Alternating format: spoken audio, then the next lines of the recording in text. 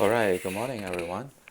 Today we're going to talk about governance in college sport. So, in our last lecture, we spent time to look at sports governance as a whole and also how we are able to develop our policies. So, starting from today, we'll be looking at how governance has been in place in college sport, professional sport, and the Olympic sport. So, today we're going to focus on college sport. I hope that you had the opportunity to read the textbooks. The agenda for today, we begin with introducing the history of the college sport first, and then we're going to spend a lot of time to talking about NCAA, about its mission, structure, memberships, and then we start looking at the governance in the college sport and also some of the policy areas in the college sport, which is including eligibility rules and Title IX, and also amateurization rules. Speaking of the college sport, I think a lot of students are very familiar with NCAA, right? So, which is the biggest of the governing bodies in colleges sports. In addition to the NCAA, we also have NAIA and NJCAA, and the textbook actually provide you some information about NAIA and NJCAA. I hope you have the opportunity to get to know a little bit about other associations in the college sport. Well, the NCAA has about like I would say 1,200, close to 1,300 institutions. And for the NAIA, so there's a National Association of the Intercollegiate Athletics. So compared to NCAA, who has a longer history, so NAIA was founded in 1940s. So it has about 251 institutions. So most of the members for the NAIA, they are small colleges and universities. And also NAIA is very similar to, we say, Division II of the NCAA.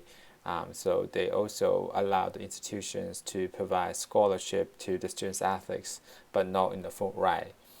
Right, so it's very similar to the Division II schools in the NCAA.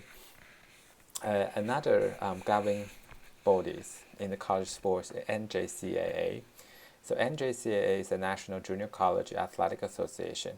It was founded in 1937. It's to promote and supervise the national programs of the junior college sports and activities. So it has about 550 members institutions. Right. So these are three main governing bodies in college sports. Right. In addition to that, we also have a national Christian Colleges Athletic Association. We have a U.S. Collegiate Athletic Association, right? So total we have about 5 governing bodies, but NCAA, NAIA, and NJCAA, those are 3 main governing bodies. They have more than 200 members for each of the governing bodies. When we're looking at before we look at the college sport, we look at the NCAA, we'd like to learn a little bit about the history. Some of you might have known about the history of the college sport. The first intercollegiate athletic competitions took place in 1852. So that was a rowing competitions between Harvard University and Yale Universities. Right. It is matched with the rowing competition tradition in the UK. Some of you might know Oxford University and Cambridge University had very similar competition for 300 years. So this is very similar to that competitions. The interesting thing about the first intercollegiate athletic competition was it has a sponsor at that time. So Harvard University is in Boston, right? Yale University is located in New Havens, Connecticut, right? So, but the competition took place in New Hampshire. The reason is the event was sponsored by a railway company in Boston in order to encourage its students and their supporters to go and watch the competition. So they decided to schedule this competition in the separate days. Right. So interesting thing is the competition started in 160 years ago. They already had sponsors, right, which has been considered one of the earliest sponsors in the sports industries. So majority of the intercollegiate athletic competitions were mainly organized by students. In the mid 1890s, the administrators and the faculty decided to take over the regulations. So they found there's increasing popularity of the college sport. So they realized it's the time for them to develop more rules that can be utilized in the competitions.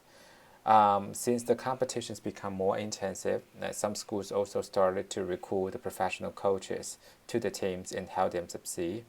And some of the basic rules was also introduced at the very beginnings, including recruitment rules, which were introduced at that time. So they find out some of the problem. For instance, like some school recruit the graduate to play, which will increase the unfairness for the competitions.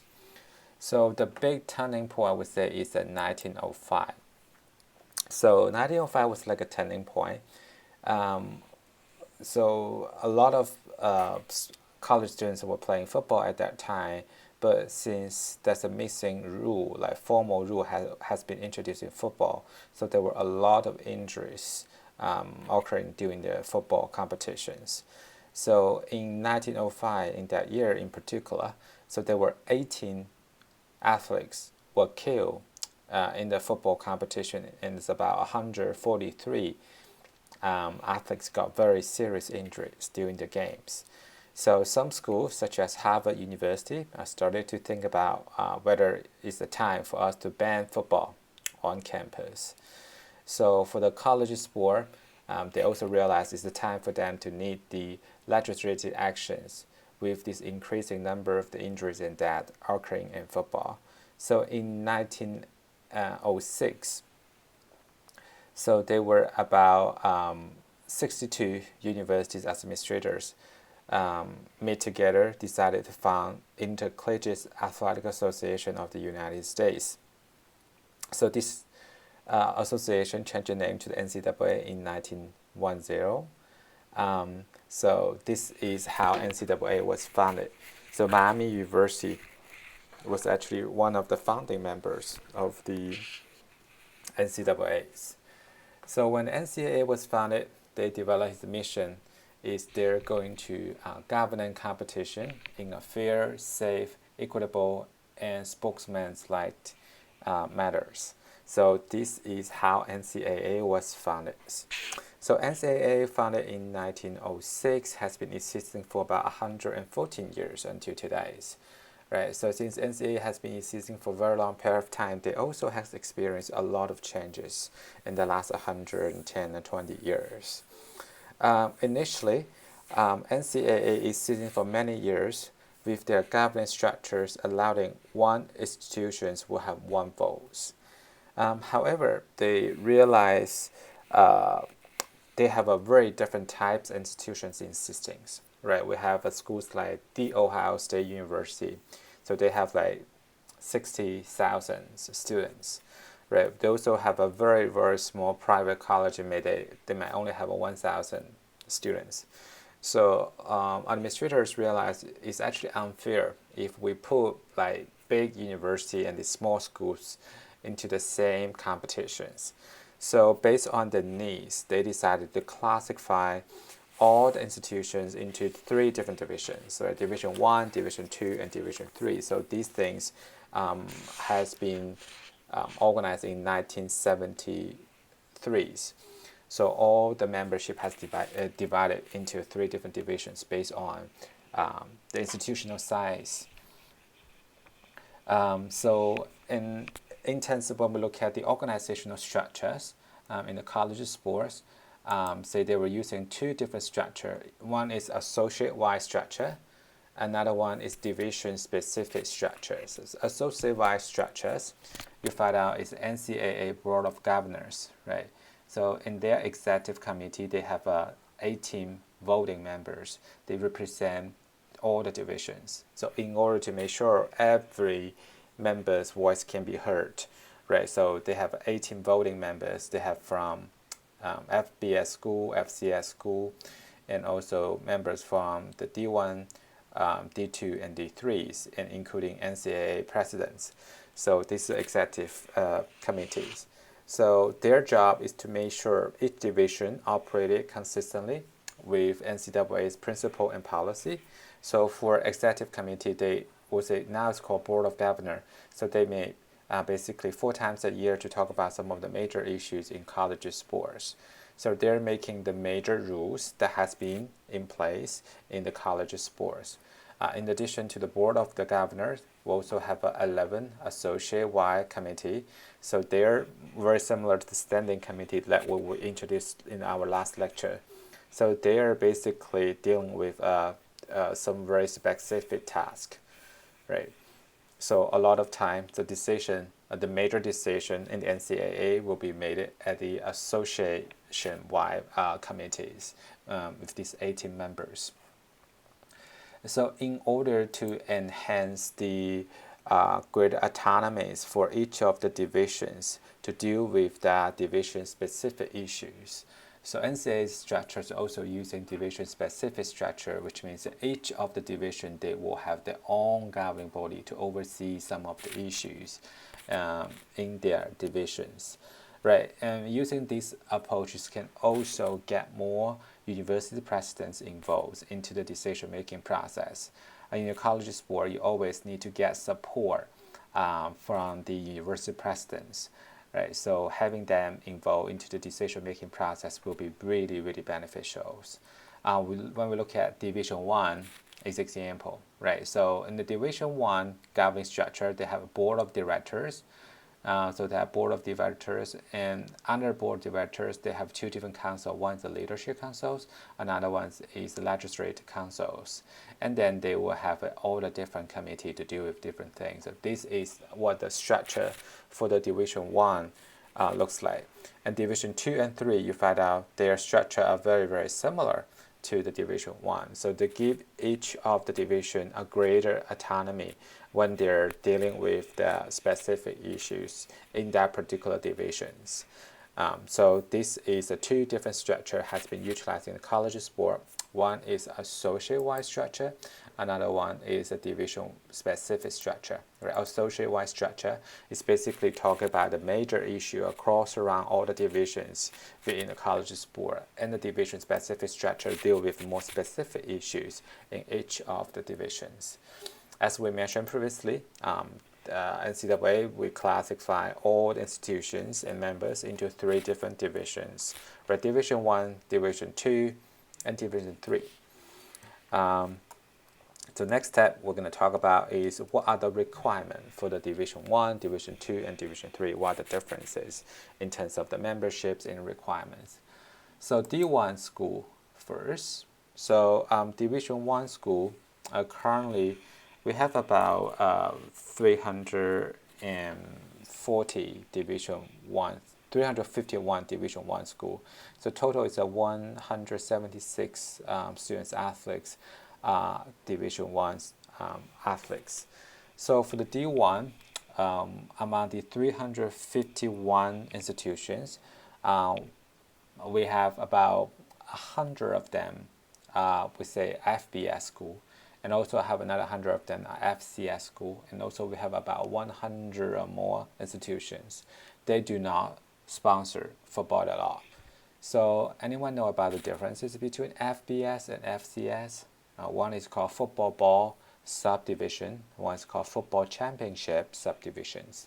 Right, the difference you can see from the title, right? For football ball subdivisions, so at the end of the season, they're gonna play ball, right? And for the football championship subdivisions, at the end of the season, they're not gonna play ball, but they're gonna play at national championships to play at the tournaments.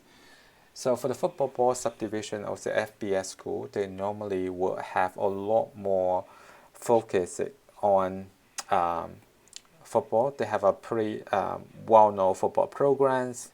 Normally they have invest a lot of money in developing college footballs. So for the football ball championship, when they try to compare with the football FCS schools, for the FBS schools, so FBS school, if you want to become FBS school, you need to have a 16 sports, right, including team sports and individual sport. The minimum requirements, you need to have 16 sports at least, right? Some school might have a little bit more than 16 sports, right? In terms of scholarships, you have to offer like at least 200 scholarships. in the football teams, you are able to offer 86 scholarships in the football teams, right? So in terms of the football games attendance, so they require you to have average 15,000 per games in the past 2 seasons in order to make yourself FBS schools. And when we look at your schedules, 60% of your football games need to place against another FBS members, right? So this is the requirements. At the end, obviously, if you perform really well, you'll be able to play in the ball. So this is the requirement for the FBS schools.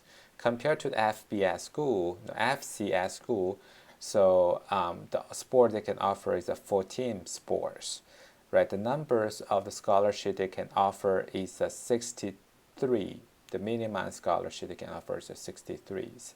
So they don't require you to, in terms of football games attendance, in terms of football schedule, they don't have a specific requirements. At the end, they play the tournament. So those are the big difference between the FBS and the FCS.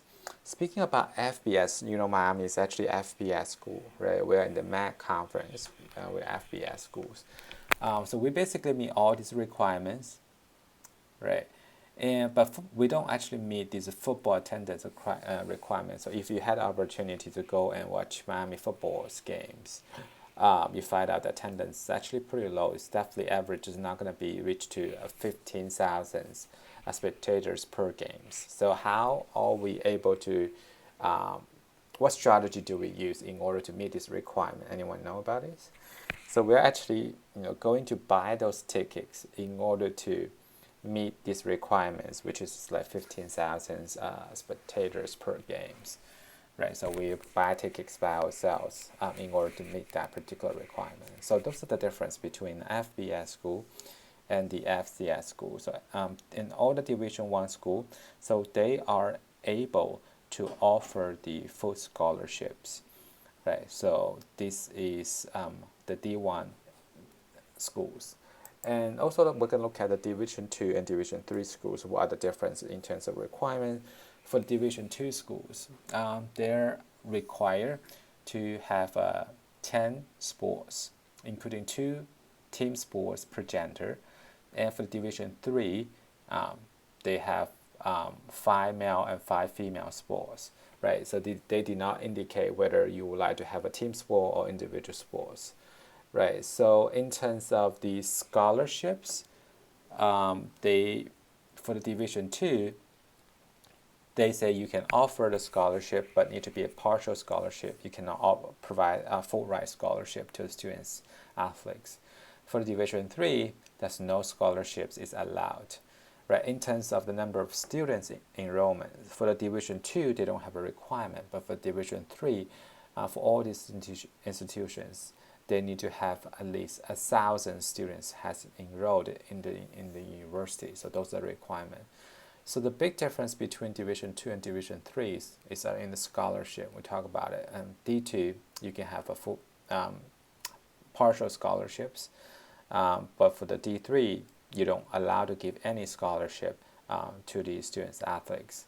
So for the D2 institutions, the goal is to attract students from the local area who might receive some of the athletic scholarships, right? And for the D3 institutions, for all the students there, students athletes, they don't receive scholarships, athletic scholarships. So the purpose for them is to try to encourage people to go and participate in college sport, and they're focusing more on the regional, in-season, and conference competition. So those are the D1, D2, and D3 schools in the differences in terms of the number of sport they offer, whether they allowed them to offer scholarship to the students, and the basic features. Speaking about D1, D2, and D3 school, one thing we also would like to emphasize a little bit is about Ivy League. So Ivy League, all these Ivy schools, these 8 schools, they are all Division 1 institutions, but they don't allow those schools to offer scholarships, athletic scholarship to their students athletes. So there were the exceptions. So you have to know a little bit about them. So those are about D1, D2, and D3s.